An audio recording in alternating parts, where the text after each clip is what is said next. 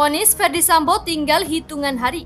Sejumlah petinggi Polri terindikasi melakukan manuver guna memengaruhi putusan hakim ke mantan Kepala Divisi Propam Mabes Polri tersebut.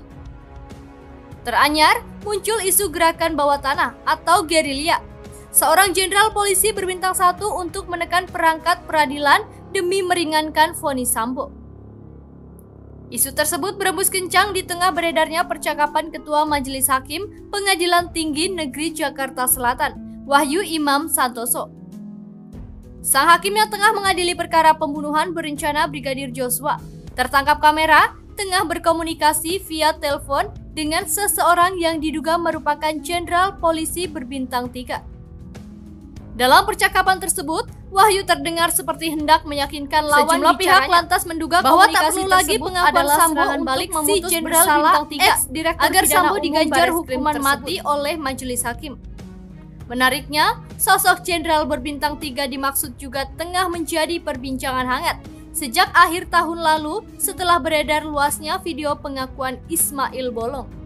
Bolong adalah mantan anggota Intel Polresta Samarinda yang mengaku telah menyetor 6 miliar kepada jenderal yang dimaksud diduga sebagai upaya tutup mata terhadap aksi penambangan ilegal di Marangkayu, Kutai Kartanegara.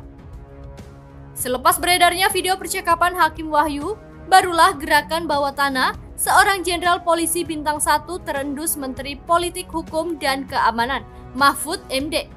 Sebaliknya, manuver demikian diduga untuk meringankan vonis Sambo.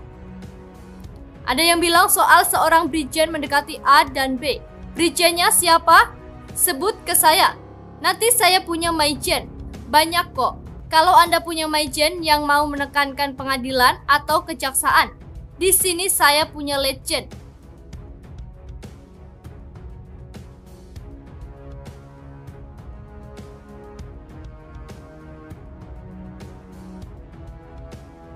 Ujar Mahfud di Kemenkopol Hukam baru tadi.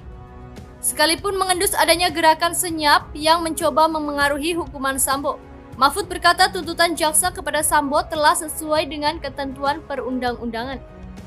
Saya pastikan kejaksaan independen tidak akan terpengaruh dengan gerakan-gerakan bawah tanah itu.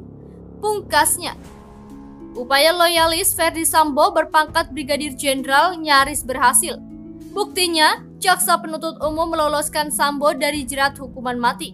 Ex-wakil Direktur Reserse Kriminal Khusus Polda Metro Jaya itu hanya dituntut pidana penjara seumur hidup.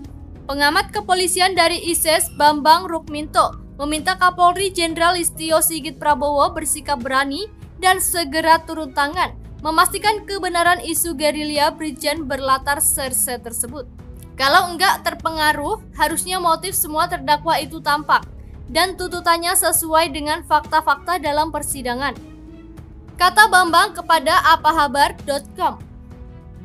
Pakar hukum Universitas Mula Warman Hardiansyah Hamzah melihat manuver yang dilakukan Brigjen tersebut membuktikan bahwa pengaruh Sambo masih mengakar di tubuh Korps Bayangkara. Kapolri bisa disebut gagal dalam melakukan reformasi dalam tubuh institusinya setelah peristiwa penembakan Duren 3. Jelas Castro sapaan karibnya kepada apahabar.com Sabtu 28 Januari. Menurutnya, tak cukup hanya membersihkan para loyalis Ferdi Sambo dari tubuh institusi Polri. Castro melihat para kompetitor Sambo pun juga harus dibersihkan untuk mengembalikan tren kepercayaan publik kepada polisi. Kan bukan hanya Sambo CS dan jaringannya yang harus dipotong, tapi mereka yang anti atau berada di luar jejaring Sambo juga banyak diadukan dan dilaporkan. Jelas pegiat anti korupsi satu ini